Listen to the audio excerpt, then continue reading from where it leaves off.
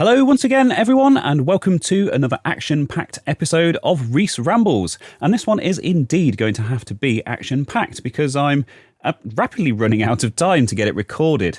Not because of my own poor time management skills, as always, but I'm actually up against a deadline today because I'm having a very important conversation with a very important person, and one that I've been looking forward to ever since we kind of first discussed the concept. And that's something it's going to be going out as its own separate Rees Ramble special on all of the podcast platforms, Spotify, Apple Music, Google, whatever it's called, and I think there's a load of others that also pick it up as well. I have no idea. But yeah, so I'm basically... I'm very hesitant to call it an interview because it's not well. Hopefully, it's not just going to descend into a very dry list of questions and answers like a lot of these podcast interviews do. But I'm talking to someone who's been quite a big influence on me, and someone I've been very keen to talk to for a while. So I thought I'd put it out there, and this particular individual said yes. So it's very exciting for me. Hopefully it'll be very interesting for you. It's also going to be going out in video form on the main channel, or at least that's the intention. Obviously, if the whole thing kind of descends into completely boring madness, then perhaps I'll hide it away here on Rees Rambles as well. But yeah, anyway, something to look forward to. And if I sound like I'm kind of rushing a bit and going at 100 miles an hour today, it's just because I'm kind of a bit high on adrenaline. And isn't that sweet? It's nice, you know. It's relatable. It proves that I'm human, which is something that has been kind of called into question in the past.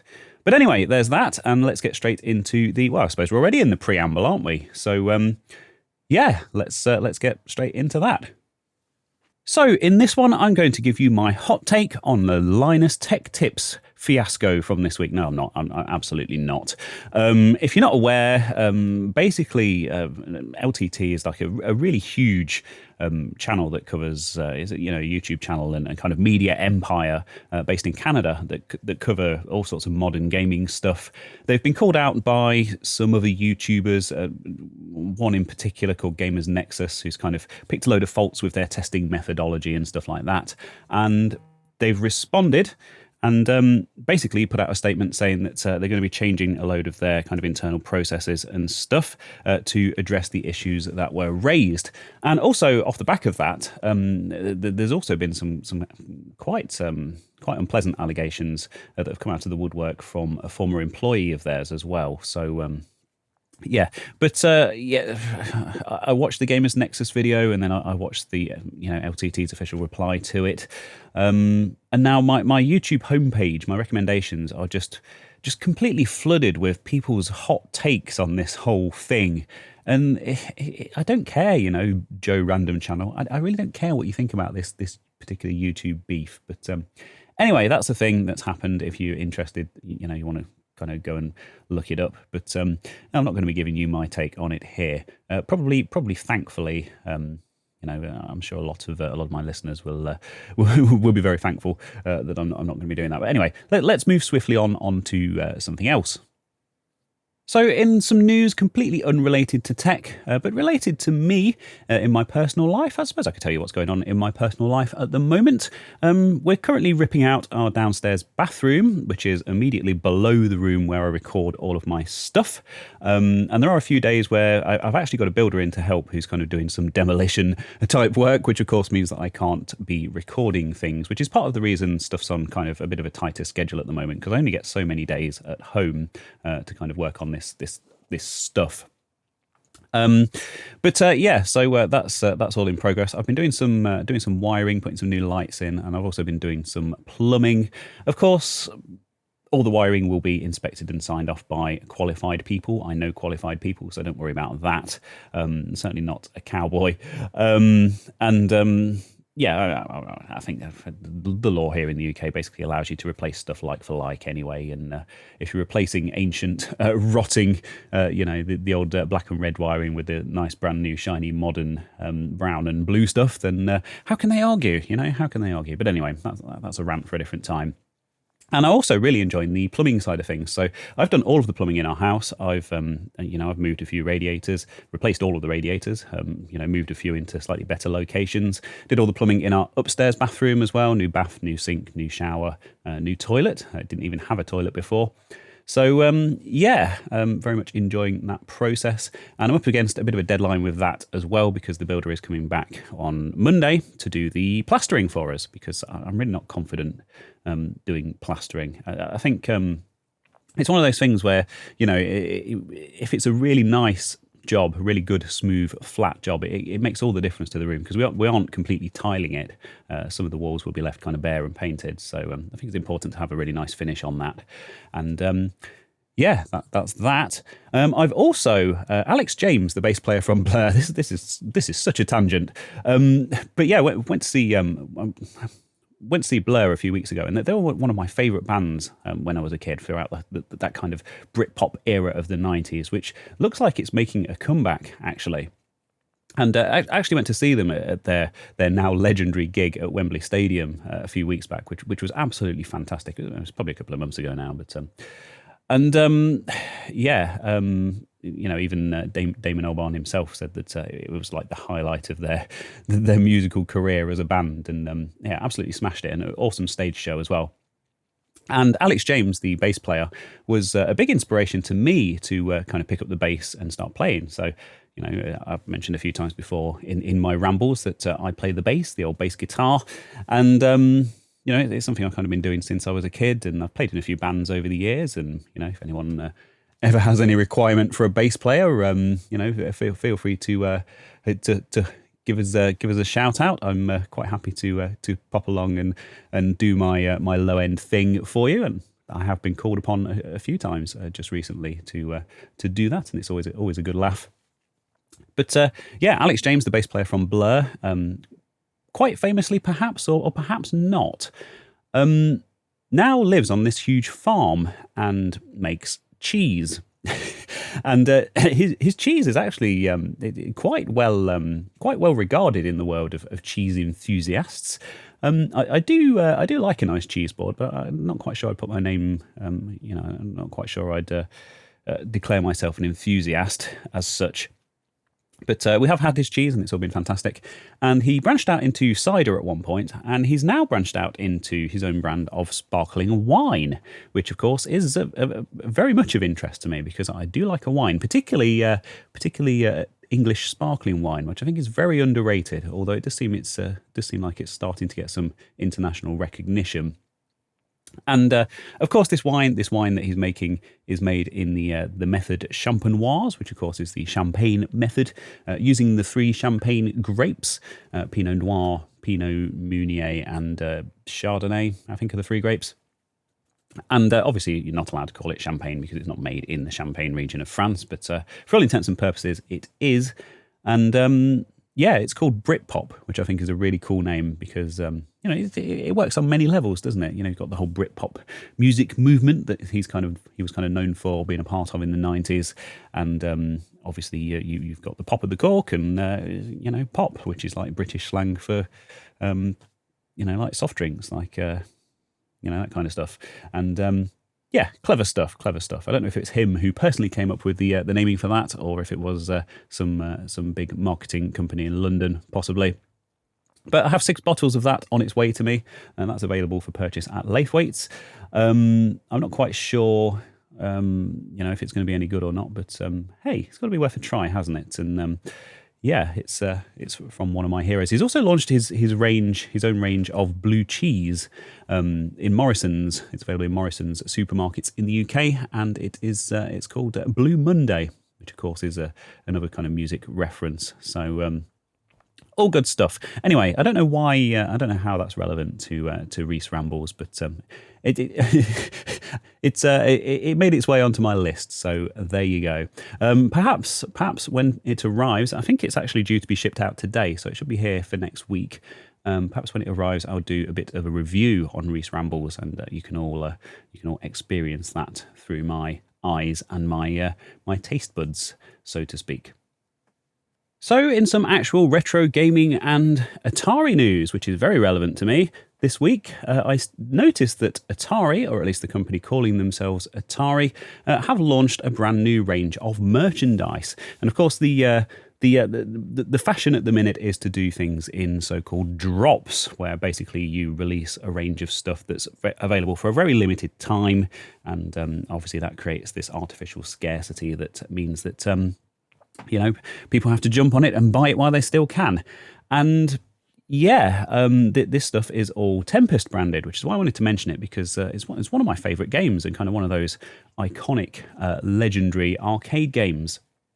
So they've got a range of T-shirts and hats and stickers and other lovely tat. No NFTs this time. Apparently, the NFT bros have kind of moved on from Atari and kind of started doing their own separate thing after it wasn't very well received. And obviously now, with the benefit of hindsight, I think there's a lot of people who spent a lot of money on NFTs and other crypto stuff that are. Perhaps haven't made the millions that they were expecting to put it kindly, but I'm not here to opine on the existence of NFTs.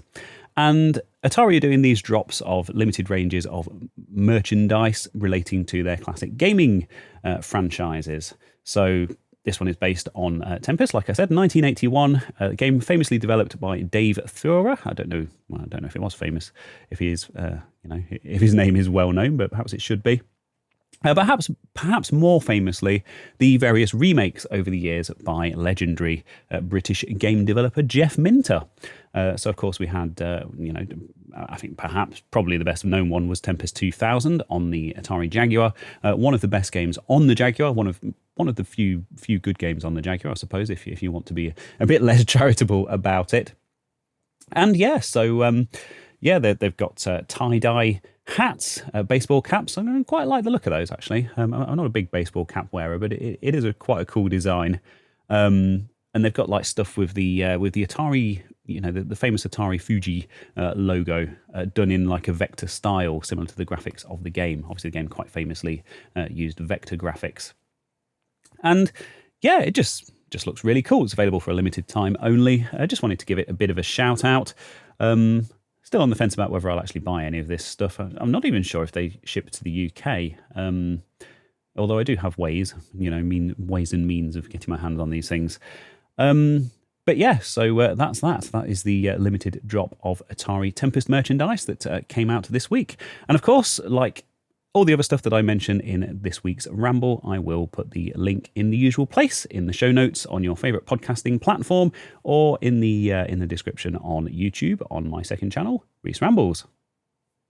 So, one thing that did catch my attention this week, which is highly relevant to my YouTube channel, is Adrian Black's video on his CRT TV conversion.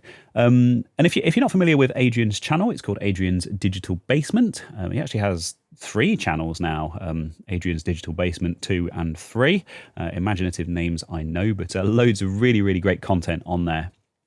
And I've always really loved the vibe of Adrian's channel. It's like sitting down with your dad, and he's tinkering with one of his projects, and he's kind of, he's really happy and really enthusiastic, and kind of sharing his findings and sharing his progress as he goes along. And it's got this really nice vibe to it. And they're all kind of longer form videos, still very well edited. It's not like there's a lot of silence, not a lot of wasted time or anything like that. And I like to put them on when I'm kind of working on other stuff. So when I'm working on my own projects, doing some soldering or whatever else, I like to have Adrian kind of on the desk next to me, just working on his project as well. I just think it's a really nice vibe. But anyway, enough about my love for Adrian. The thing I wanted to talk about is his CRT video, like I said. So he recently discovered that you can actually buy brand new CRT TV internals, not the tubes. Not sure if there's anyone actually manufacturing those anymore. Although he does show some brand new CRT TVs, or apparently brand new CRT TVs for sale in the video towards the end. Not the actual like picture tube that generates the picture. The glass bit that you look at, but the huge honking great motherboard that goes in underneath it, the chassis, I guess, as it's known. And he bought a brand new one, which was manufactured this year in 2023 on AliExpress. And he got an old portable CRT TV of his that he'd had kind of lying around in his basement. Completely gutted it, and I'm sure there's a lot of CRT enthusiasts who were absolutely horrified by his his treatment of it. But yeah, completely gutted it and fitted it with new internals, with these brand new guts. And I don't know how much of the video. Oh, I'm going to spoil the whole video because it's well worth a watch. It is really fascinating to see the process and how he kind of uncovers all of this stuff, and to see it all working. And yeah, it does indeed work in the end.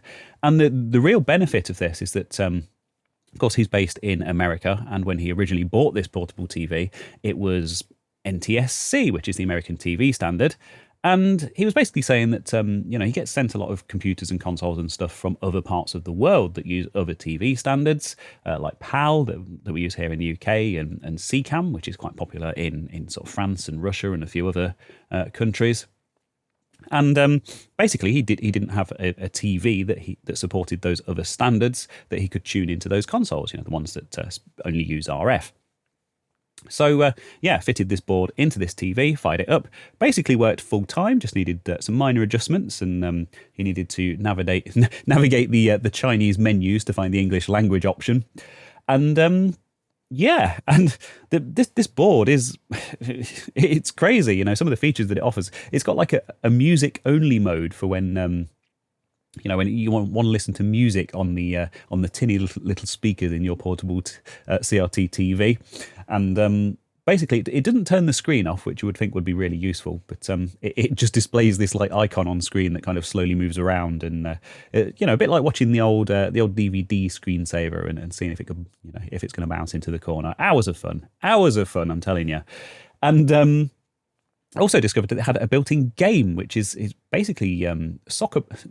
I'm going to pronounce this wrong because it's a Japanese name, but the game that I know is a Soccerban. So it's like a top-down game where you're like pushing boxes around, and like Chips Challenge, if you've ever played that had some kind of elements of that as well, where you had to like push boxes around and get them into certain places and kind of not block off your own route and that kind of thing, like a puzzle game, which is a really weird thing to have built into a TV. But yeah, he does show a few levels of that, and it actually looks pretty good. And yeah, just a really fascinating video just to sort of sit and, kind of watch his progress and watch him put this thing together and kind of test it. And a lot of good stuff in there to do with like CRTs and how they work. And, he talks about like the yoke and the deflection and getting that connected the right way round and all of that side of things as well, which is just really fascinating. As usual from Adrian, you're very, very kind of knowledgeable on these subjects. So yeah, I can recommend that. That's my recommended video of the week, if you like. And of course, my recommended channel of the week, although to be fair, you're probably already subscribed to him. Well worth checking out if you haven't already, but I just enjoyed that video a lot and learned a lot from it, and not something that you see every day.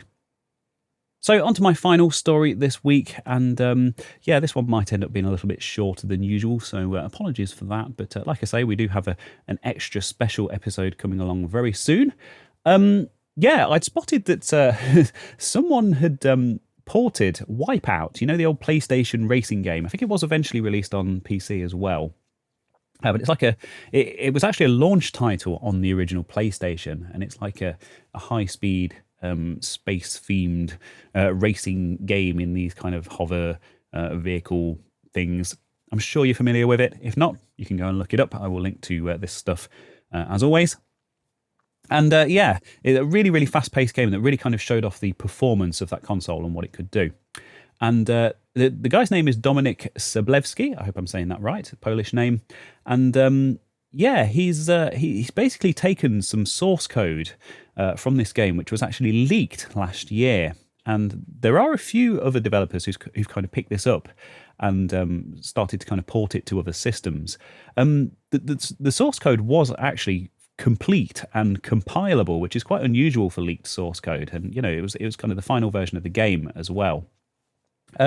Obviously, a few peculiarities in there that quite closely tied it to the PlayStation console itself, which of course is always the case with these console games. For example, all of the physics calculations were based around the game running at 30 FPS. It basically ran at a locked 30 FPS on the original PlayStation, and also the apparently the PlayStation didn't support floating point maths.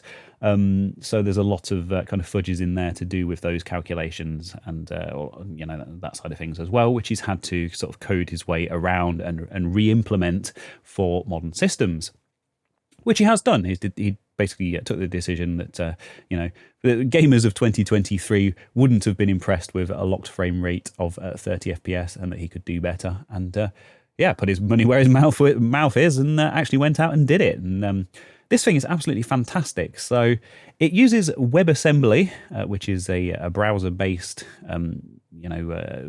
development platform, and OpenGL, which is obviously the 3D rendering technology.